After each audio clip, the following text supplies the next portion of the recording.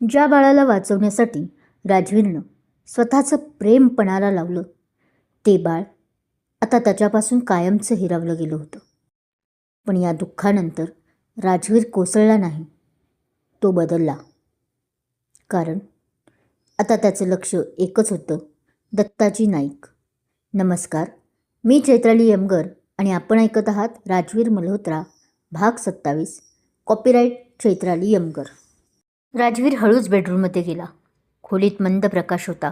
श्रीनिका कुशीवर वळून झोपली होती. तिचा एक हात अजूनही तिच्या पोटावर होता. ती जागा जी आता रिकामी झाली होती. ती झोपलेली नव्हती. तिच्या पाठीच्या हालचालीवरून राजवीरला समजले की ती हुंदके दाबत आहे.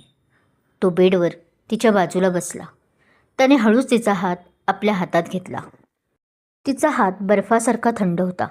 राजवीरने तिच्या हाताला आपल्या ओठांशी लावले. श्री, त्याने अगदी हळूच हाक मारली. श्रीनिकाने वळून त्याच्याकडे पाहिले. तिचे डोळे सुजलेले होते. राजी, मला खूप एकटं वाटते. असं वाटते की माझ्या शरीराचा एक भाग माझ्यापासून वेगळा केला गेला आहे. जेव्हा घाटात तो हल्ला झाला तेव्हा माझ्या पोटात ती पहिली कळ आली. मला समजलं होतं की काहीतरी वाईट घडणार आहे. मी देवाला खूप विनवण्या केल्या. मी म्हटलं, माझे प्राण हवं तर घे, पण माझ्या बाळाला काही करू नको. पण देवाने माझे ऐकले नाही. राजवीरनं तिला ओढून आपल्या छातीशी लावले. यावेळी श्रीनिकाने स्वतःला रोखले नाही. तिने त्याचा शर्ट आपल्या हातात घट्ट पकडला आणि ती ढसाढसा रडू लागली. 5 दिवसांचा तो साठलेला बाण अखेर फुटला होता. तिचे हुंदके त्या शांत खोलीत गुंजत होते. मी एक वाईट आई ठरले ना राजी. मी माझ्या बाळाचे रक्षण करू शकले नाही, ती रडत रडत बोलत होती. नाही श्री, नाही, असं पुन्हा कधीच बोलू नकोस. राजवीरचेही अश्रू तिच्या केसांवर पडत होते. तू जगातील सगळ्यात उत्तम आई आहेस. तू त्या नराधामांशी लढलीस.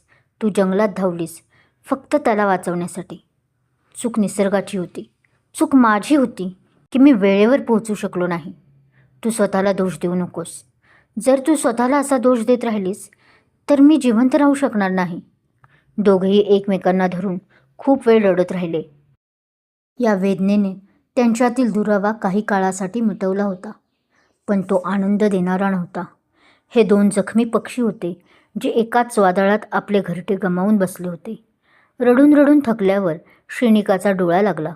तिचा हात अजूनही राजवीरच्या हातामध्ये घट्ट अडकलेला होता. राजवीर तिच्याकडे पाहत राहिला.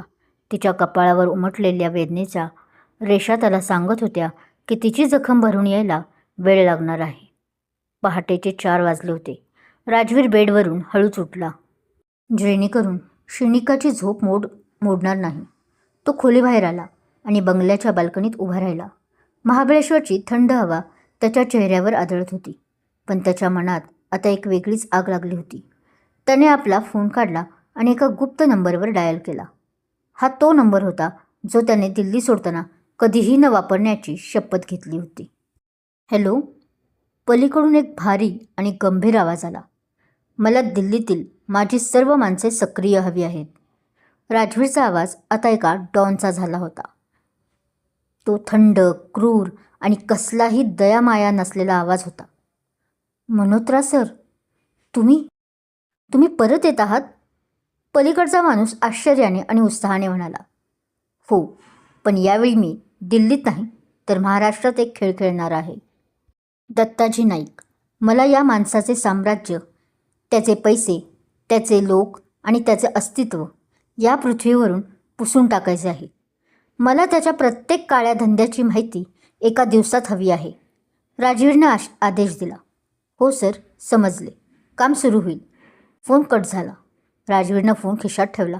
त्याने समोरच्या अंधाराकडे पाहिले. दत्ताजी नाईकने विचार केला असेल की बाळाच्या जाण्याने राजवीर खचून जाईल, तो शरण येईल. पण त्याला माहीत नव्हते की जखमी सिंह हा आधीपेक्षा जास्त भयानक शिकार करतो. तिथून पुढे काय घडणार याची कल्पना कोणालाच नव्हती. राज आणि स्त्रीच्या आयुष्यात विरहाचे, वेदनेचे हे नवे पर्व सुरू झाले होते खरे, पण त्यासोबतच दत्ताजी नाईकच्या विनाशाचे काउंटडाऊनही सुरू झाले होते. श्रीनिकाला सावरताना राजवीरला आता एकाच वेळी 2 भूमिका निभवायच्या होत्या. एक पती जो तिच्या दुःखात तिची ढाल बनेल आणि एक कालभैरव जो तिच्यावर अन्याय करणाऱ्यांचा काळ बनेल. महाबळेश्वरच्या डोंगराळ भागात सकाळची धुक्याची चादर पसरली होती, पण राजवीरच्या मनातलं धुकं आता पूर्णपणे निवळलं होतं आणि तिथे जागा घेतली होती एका थंड, क्रूर आणि हिंस्र निश्चयाने. ज्या राजवीर मल्होत्राला दिल्लीने एक काळा काळ म्हणून पाहिलं होतं, तो आता परत आला होता. बाल्कनीत उभं राहून राजवीरनं फोन खिशात ठेवला. त्याने डोळे समोरील दरीकडे पाहत होते, पण डोक्यात मात्र गणिते सुटत होती.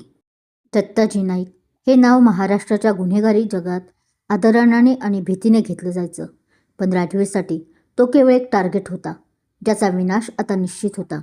राजवीर हॉलमध्ये आला. रोहित तिथे सोफ्यावर बसून लॅपटॉपवर काहीतरी टाईप करत होता. जखम ताजी असूनही तो कामाला लागला होता. राजवीरला पाहताच तो उभा राहिला. बस रोहित, फॉर्ममध्ये येण्याची वेळ आली आहे, राजवीर एका खुर्चीवर बसत म्हणाला. त्याचा आवाज आधीसारखा खचलेला नव्हता, तर त्यात एक कमालीची धार होती. सर, तुम्ही दिल्लीच्या टीमला कॉल केलात? रोहितने विचारलं. हो आशू, माझा आधीचा उजवा हात, आणि आमची टीम आज संध्याकाळपर्यंत पुण्यात पोहोचेल.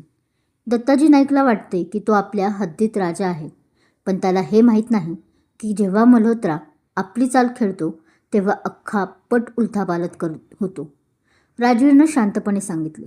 रोहितनं लॅपटॉप राजवीरच्या समोर केला. सर, हे बघा. दत्ताजी नाईकचा मुख्य धंदा कोकण आणि पुण्याच्या बॉर्डरवरून चालतो. बेकायदेशीर वाळू उपसा, जमीन बळकावणे आणि सगळ्यात महत्त्वाचं म्हणजे अंमली पदार्थांची तस्करी. त्याची उजवी बाजू म्हणजेच गज्जूभाई, ज्याने घाटात आपल्यावर ट्रॅप लावला होता, आणि डावी बाजू म्हणजे त्याचा सख्या पुतण्या रणजित नाईक. रणजित पुण्यातील सगळा फायनान्स सांभाळतो. राजवीरनं स्क्रीनवर असलेल्या रणजितच्या फोटोकडे पाहिले. रणजित नाईक घराण्याचा सुशिक्षित चेहरा, बरोबर? हो सर, तो स्वतःला बिझनेसमन म्हणतो, पण दत्ताजीचा सगळा ब्लॅक मनी पांढरा करण्याचं काम रणजितच करतो. पुण्यात त्याचे 2 पब आणि एक मोठी कन्स्ट्रक्शन कंपनी आहे. राजवीरच्या ओठावर एक कुत्सित हसू आलं. शत्रूला मारायचं असेल तर आधी त्याची ताकद असणाऱ्या हातपायांवर वार करायचा. दत्ताजीची ताकद त्याचा पैसा आहे. जर आपण रणजितला उद्ध्वस्त केलं तर दत्ताजी अर्धा तिथंच मरेल. रोहित, आपण आज रात्री पुण्यात जात आहोत. पण सर, श्री. रोहितनं चिंतेनं बेडरूमकडे पाहिलं. मायाजी इथं आहेत, आणि मी इन्स्पेक्टर साळुंखेंना या बंगल्याभोवती कडक सुरक्षा ठेवायला सांगितली आहे. शिवाय माझी 2 माणसे आजपासून इथे वेषांतर करून तैनात राहतील. श्रेणिका आता सुरक्षित राहील. तिला वाटते की आपण देवापुढे हरलो. मला तिला दाखवून द्यायचं आहे की ज्याने आपल्यासोबत हा खेळ खेळला त्याला मी देवाघरी पाठवल्याशिवाय शांत बसणार नाही. पुण्याला निघण्यापूर्वी राजवीर बेडरूममध्ये गेला. श्रेणिका जागी झाली होती. ती बेडवर बसून खिडकीबाहेर पाहत होती. तिचे चेहरे अजूनही निस्तेज होते, पण रडल्यामुळे कदाचित तिच्या मनावरचा ताण थोडा कमी झाला असावा. राजवीर तिच्या जवळ आला आणि तिच्या शेजारी बसला. तिने वळून त्याच्याकडे पाहिले. श्री, मला एका महत्त्वाच्या कामासाठी 2 दिवस बाहेर जावं लागते, राजवीरनं तिचा हात हातात घेत म्हटले. श्रेणिकाने त्याच्या डोळ्यात पाहिले. त्या डोळ्यात तिला तो जुना राज दिसत नव्हता, जो तिच्याशी प्रेमानं भांडायचा. तिथं आता एक वाघ होता, जो शिकारीला निघाला होता. तुम्ही सूड घ्यायला चाललात ना? तिनं थेट विचारलं. राजवीर काही वेळ शांत राहिला. त्याने तिची नजर टाळण्याचा प्रयत्न केला नाही. ज्यांनी आपल्या बाळाला आपल्यापासून हिरावून घेतलं त्यांना मोकळं सोडणं म्हणजे स्वतःशी प्रतारणा करण्यासारखं आहे श्री. त्यामुळं आपलं बाळ परत येईल? श्रेणिकाच्या डोळ्यातून पुन्हा एक अश्रू घसरला. नाही, बाळ परत येणार नाही, पण माझ्या मनाला शांतता तेव्हाच लावेल जेव्हा दत्ताजी नाईक त्याच्या कर्माची किंमत चुकेल. मी तुझ्या बाबांना वचन दिलं होतं की मी तुझं रक्षण करेन. मी तिथे कमी पडलो, पण आता मी कोणालाही सोडणार नाही. राजवीरच्या आवाजातील क्रूरता श्रेणिकालाही जाणवली. श्रेणिकाने काही वेळ विचार केला. मग तिनं राजवीरचा हात घट्ट दाबला. स्वतःची काळजी घ्या. मी आधीच खूप काही गमावलं आहे. आता तुम्हाला गमावण्याची ताकद माझ्यात नाही. राजवीरनं तिच्या कपाळावर ओठ टेकवले.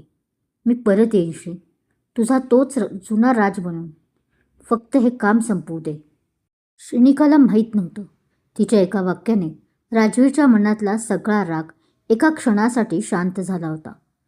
एका बाजूला होती आपल्या बाळाला गमावलेली आई, दुसऱ्या बाजूला होता आपल्या कुटुंबासाठी युद्धासाठी निघालेला बाप आणि समोर होता दत्ताजी नाईकचा साम्राज्य. पुण्यात सुरू होणार होता असा खेळ ज्यात पहिली चाल कोण खेळणार हे राजवीरलाही माहीत नव्हतं. पण तुम्ही हे जाणून घेण्यासाठी ऐकत राहा राजवीर मल्होत्रा. बाकी आजचा भाग कसा वाटला कमेंट करून नक्की सांगा. कथा आवडत असल्यास लाईक करा, कमेंट करा, शेअर करा आणि हो, अजूनही माझ्या चॅनलला सबस्क्राईब नसेल केलं तर सबस्क्राईब जरूर करा. धन्यवाद.